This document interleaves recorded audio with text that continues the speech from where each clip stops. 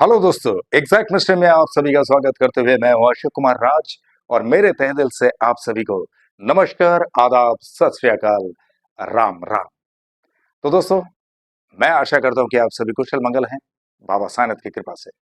तो चलिए, आज बाबा साईनाथ की लीलाओं का ये वीडियो शुरू करने से पहले आप लोगों से मैं ये कह दूं कि बहुत सारे लोग इस तरह से मुझे एग्जैक्ट मिस्ट्री चैनल पर कमेंट्स करते हैं कि मेरी तबीयत ठीक नहीं रहती है, मेरी बेटी की तबीयत ठीक नहीं है, हमारा काम काज सही से नहीं चल रहा है, इसके लिए बाबा साईनाथ से जरा प्रार्थना करना।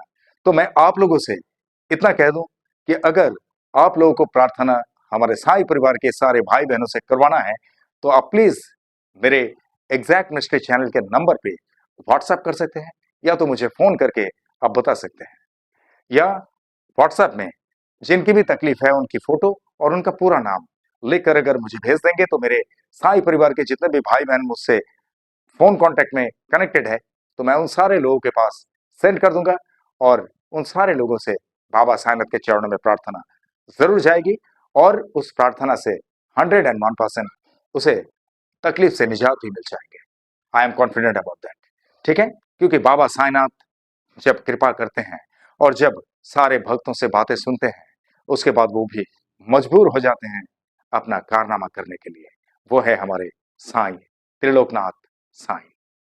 तो चलिए, अब मैं शुरू करता हूं आज बाबा साईनाथ की ये लीला।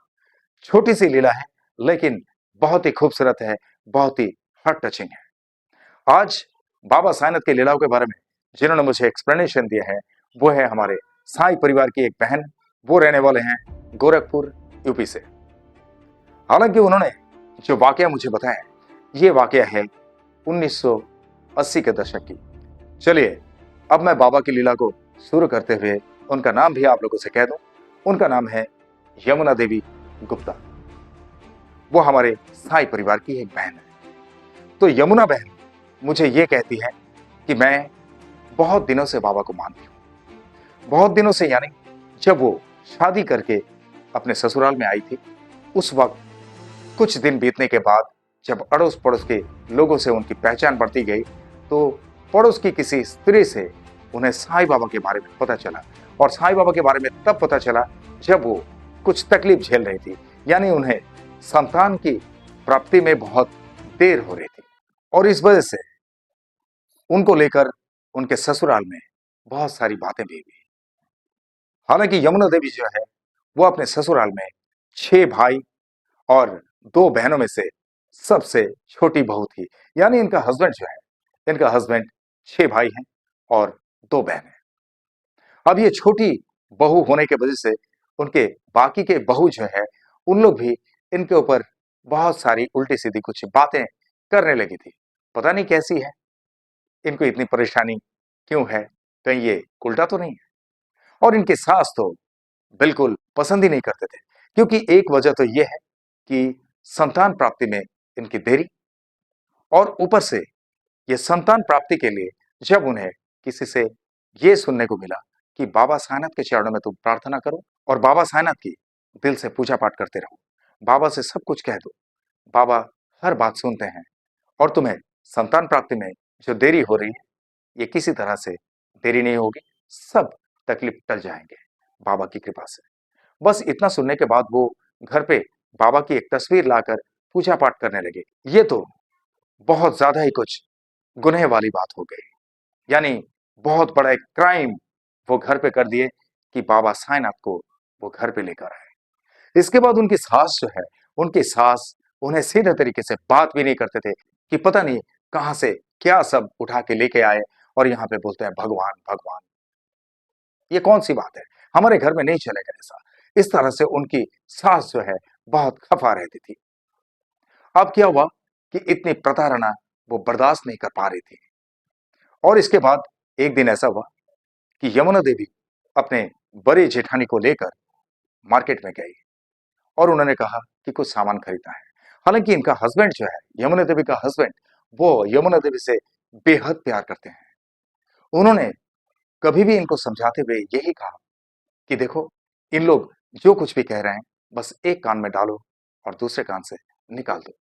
बस हमारा जब वक्त आएगा हम लोग अलग से रह लेंगे, और उसके बाद किसी तरह की कोई तकलीफ नहीं आएगी। और तुम बिल्कुल चिंता मत करना, मैं तो तुम्हारे साथ में हूं ना।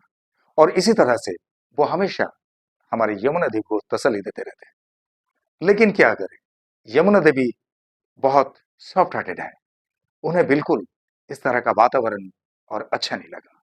तब उन्होंने मन में ठान लिया कि मुझे इस जिंदगी को रख कर कोई फायदा नहीं है।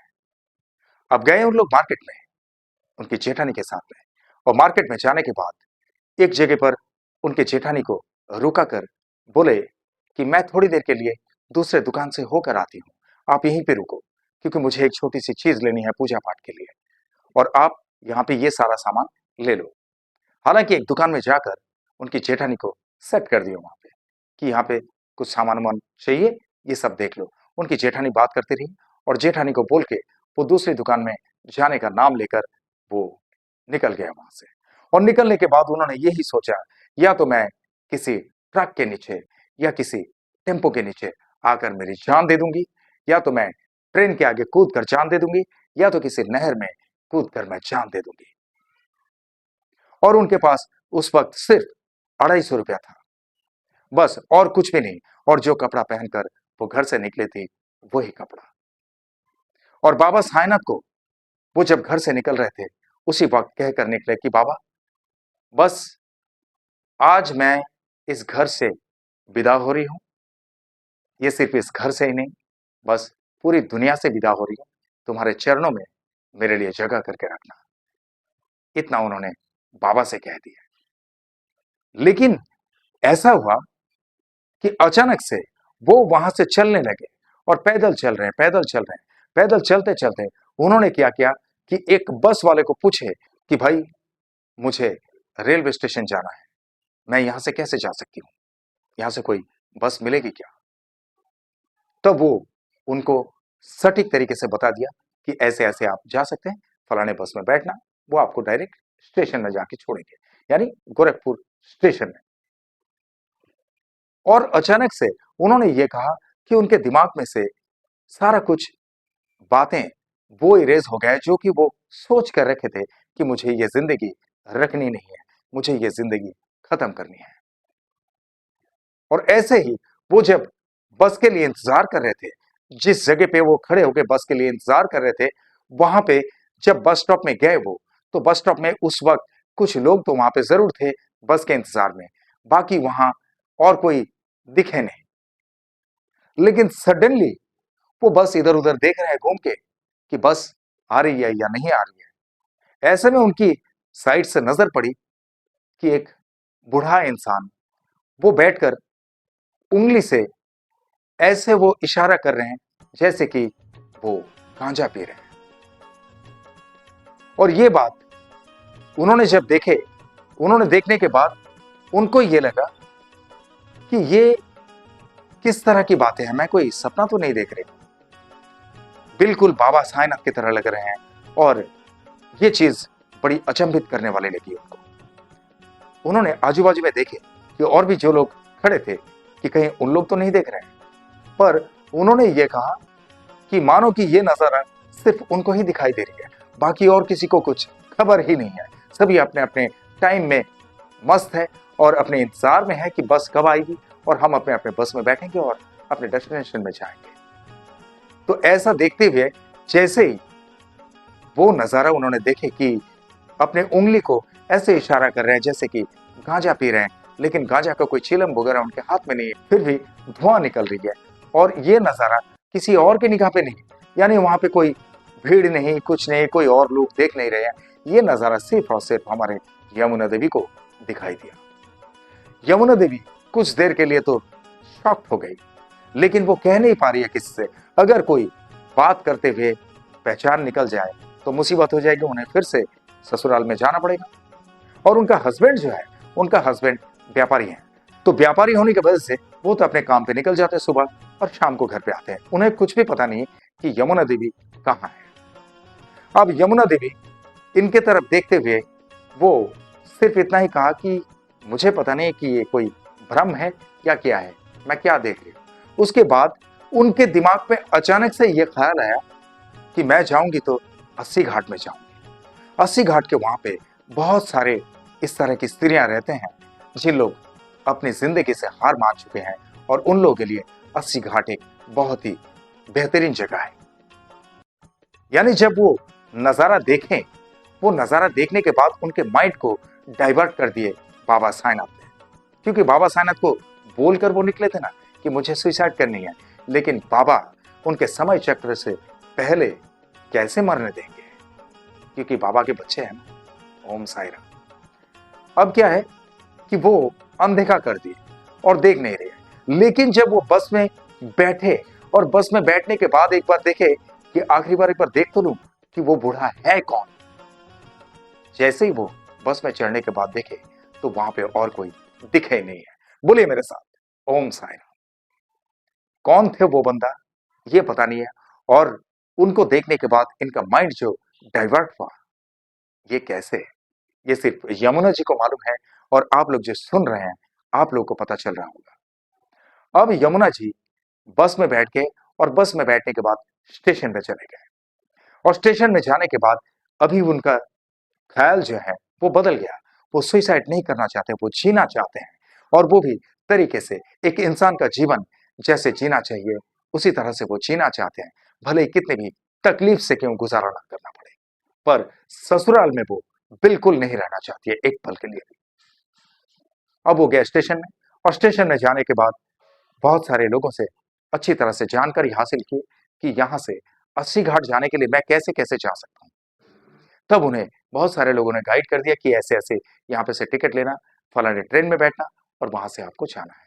तो वो पहुंच गए अस्सी घाट में। वो बाहर की तरफ आए, पर उन्हें कुछ पता नहीं कैसे जाना है, कहाँ जाना है, और किससे मिलना है, किस तरह से रहना है, कहाँ खाना है, कुछ भी पता नहीं। तो वो सोच ही रहे थे, और पास में इतना ज्यादा पैसा भी नहीं कि बाहर कुछ खर्च करे, क्योंकि अगर पूरी तरह से पैसा खर्च हो गया और उन्हें किसी तरह का कोई बंदोबस्त नहीं मिला तो गुजारा करने के लिए क्या करेंगे वो। ये सोचकर वो पैसा बिल्कुल खर्च नहीं कर रहे थे, किसी तरह से बहुत चीप तरीके से वो चल रहे थे। अचानक से एक आदमी एक बैठक लेकर लंगड़ाते हुए उनके सामने आए, और डायरेक्टली उनसे पूछे कि बेटी, आप अस्सी घाट जाओगी? अब वो यमुना देवी जो है, यमुना देवी दंग रह गए। बोले जी हाँ, लेकिन आपको कैसे पता कि मैं अस्सी घाट जाऊंगी? तो उन्होंने कहा नहीं, यहाँ पर जो भी ऐसे आते हैं उन्हें देखकर ही पता चल जाता है कि बहुत परेशान है, बहुत मायूस है, और वो अपनी जिंदगी से हार मान चुके हैं। तो ऐसे लोग जो है आते हैं, इसीलिए मुझे भी आपको देखकर मालूम पड़ा कि शायद आप भी अस्सी घाट जाने के लिए आए हैं। अब ये सुनने के बाद यमुना देवी बहुत खुश हुए, तो उनसे कहा कि नमस्ते आपको, और आप मुझे जब इस तरह से बताएं तो मुझे तो यहाँ के बारे में कुछ भी पता नहीं है, तो क्या आप मुझे थोड़ी सी मदद कर सकते हैं, मुझे पहुंचा देंगे? तब उन्होंने कहा कि ठीक है, आप चलिए मेरे साथ, मैं आपको लेके चलता हूँ, और वहां पे एक स्त्री से आपको मिला दूंगा। वो आपको बहुत अच्छी तरह से वहां के लिए सब कुछ बता देंगे, आपको किसी तरह की कोई तकलीफ नहीं होगी। लेकिन आप ये सोच के रखना कि यहाँ पर जो आए हैं ये जगह बिल्कुल सुरक्षित है, और आपको किसी तरह की कोई सोचने की जरूरत नहीं पड़ेगी, और आप यहाँ पर चंद दिनों के लिए आए हैं, आप तो हमारे यहाँ के मेहमान हैं।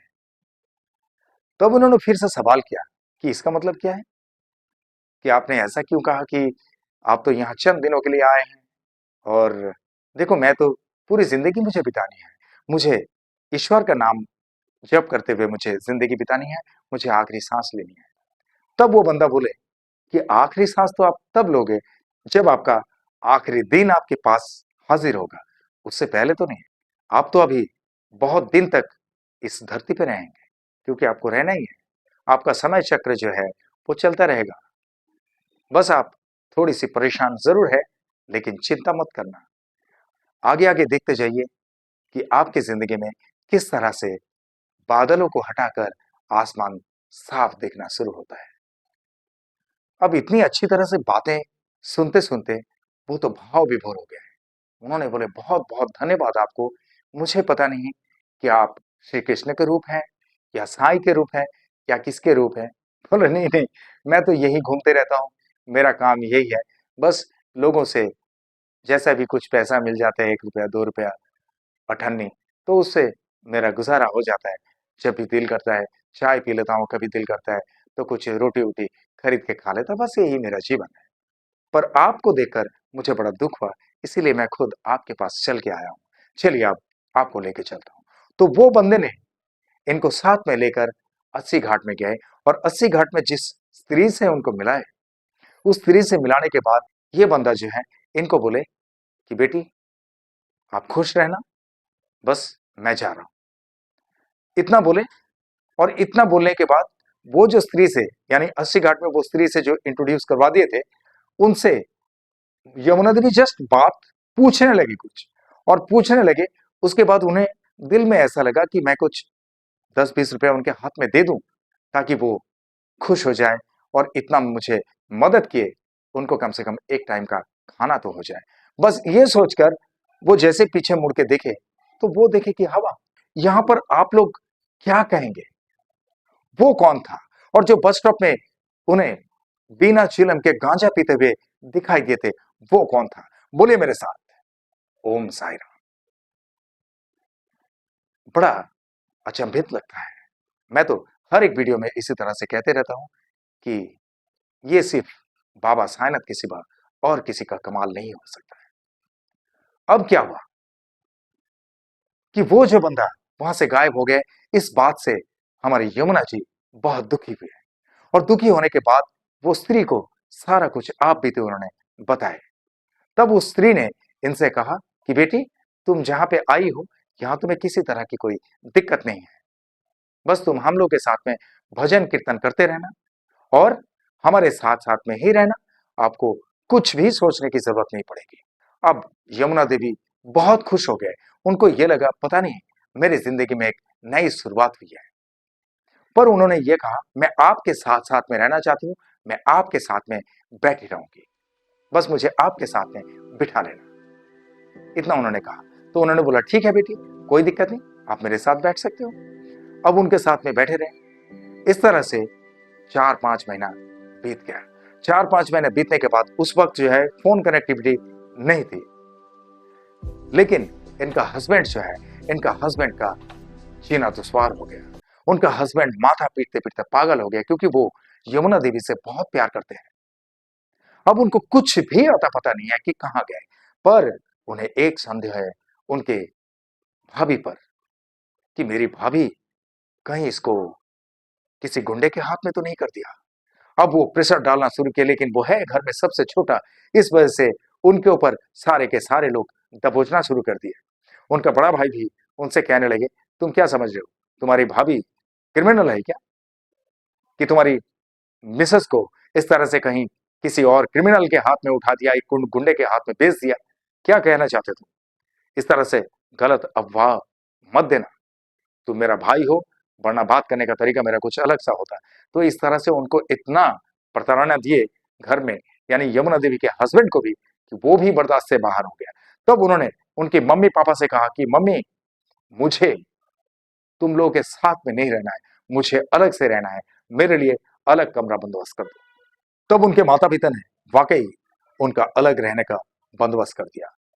बोला लेकिन अलग जो रहोगे तो पूरी तरह से अलग, ऐसा नहीं कि तुम्हारा खाना पीना यहाँ पे और सिर्फ रहना सोना वहां पे, ऐसा नहीं होना चाहिए।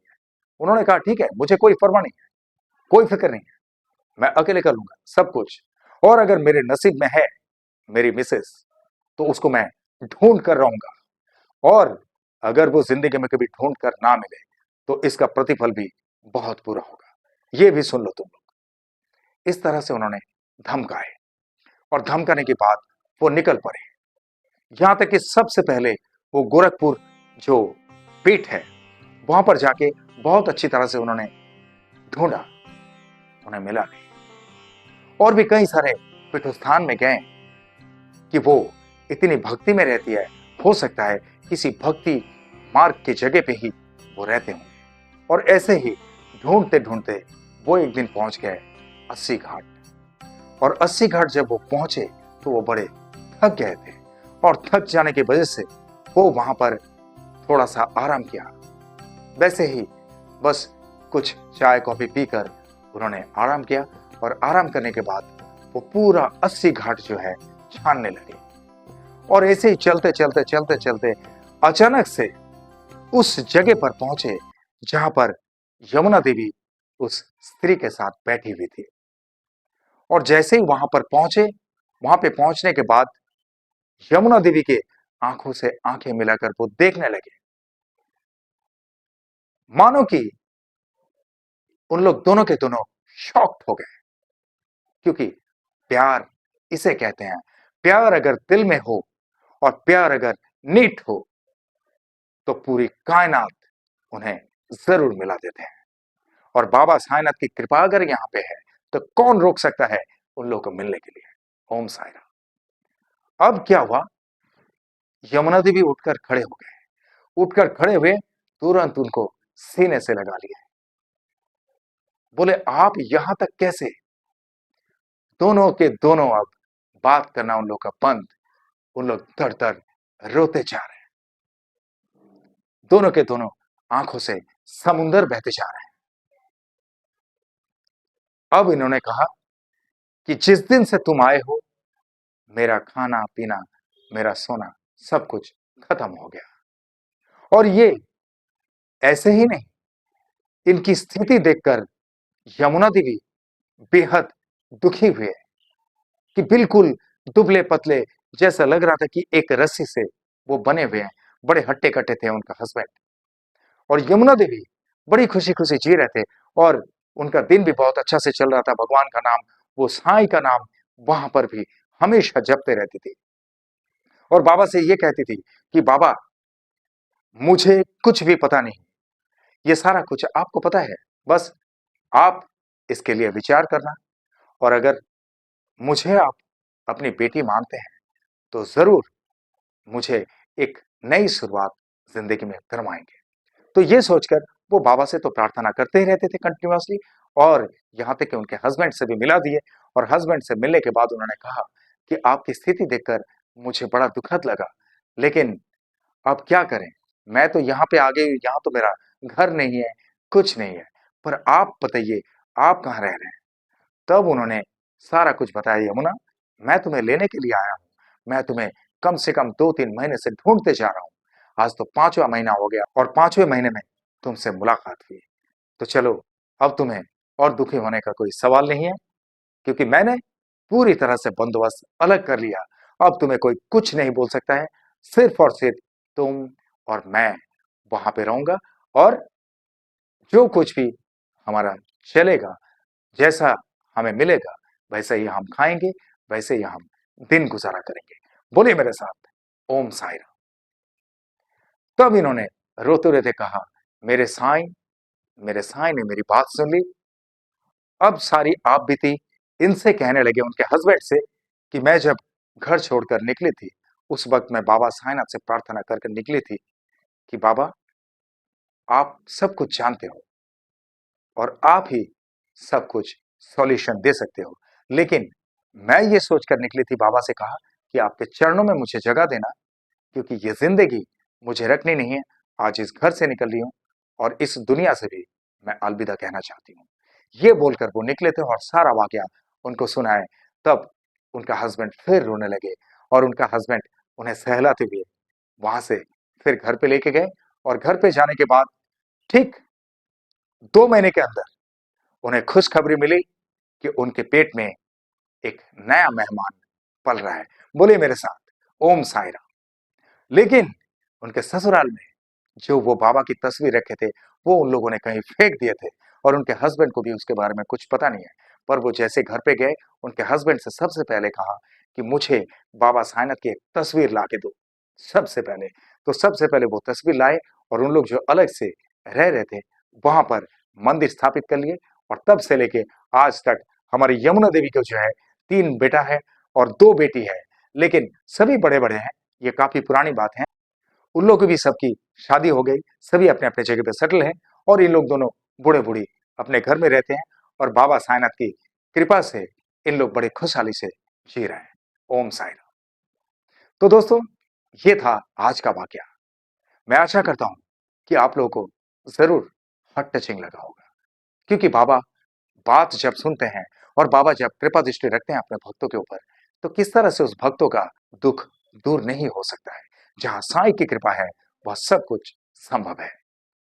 तो चलिए, अब हर बार की तरह मैं यह कहूंगा कि हमारे यमुना देवी के मन में बाबा साईनाथ के प्रति भक्ति में कोई डगमगाहट ना आए, और इनके साथ साथ इनके पूरे परिवार पर बाबा साईनाथ की कृपा हमेशा बनी रहे, और बाबा साईनाथ की कृपा हमेशा बरसते रहे। इसके लिए बाबा साईनाथ से प्रार्थना जरूर करना। और आप लोगों के साथ में भी बाबा साईनाथ की लीला इसी तरह से कुछ घटित हुई, तो मेरे अंडरलाइन में दिए हुए इस नंबर पे मुझसे सीधा संपर्क कर सकते हैं, या तो मुझे व्हाट्सएप में वॉइस मैसेज के जरिए भी भेज सकते हैं, या तो आप वीडियो बनाकर भी मुझे भेज सकते हैं। जो भी घटित हुई आपके साथ में लीला, मैं उसका वीडियो बनाकर इसी तरह से एग्जैक्ट मिस्ट्री चैनल पर लेके आऊंगा। I promise it. ओके। और आप लोग जो भी मुझसे प्रभावित है, जो भी मुझसे प्यार करते हैं, आप लोग का प्यार हमेशा मुझे जरूरत है। आप लोग का प्यार मेरे लिए सिर्फ प्यार नहीं, आप लोग का प्यार ही मेरे लिए आशीर्वाद है। आप लोग का प्यार हमेशा मेरे सर आंखों पे है। आप लोगों का प्यार और मेरे साईं की कृपा अगर मेरे साथ में हो, तो I can do a lot of things.